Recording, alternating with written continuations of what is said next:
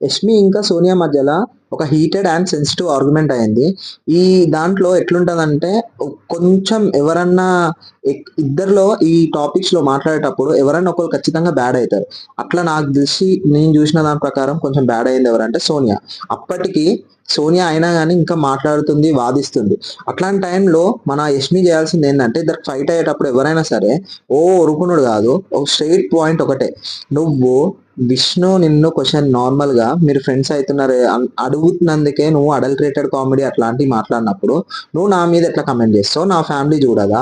అనేది ఒక straight question ఒకటే క్వెషన్ మీద స్టాండ్ అయితే సరిపోతది. మళ్ళా 10 క్వెషన్‌లు ఎనకైతే కూడా అవసరం లేదు. Direct question. నువ్వు అడల్టరేటెడ్ అన్నప్పుడు, ఇప్పుడు నువ్వు మరి మా మీద చేస్తుంది ఏంది? మేము మేము నార్మల్‌గా అంత లేము. నువ్వు డైరెక్ట్ లవ్ లింకే పెట్టినావు. ఎట్లా పెడతావు అని చెప్పి వాళ్ళని చూస్తున్నావు అంటే నా ఫ్యామిలీ చూడరా? అది ఇది అని చెప్పి ఒకటే క్వెషన్ స్ట్రాంగ్‌గా అడిగితే సరిపోతది ఆమె దొరకనికి. ఇంతే ఉండాల.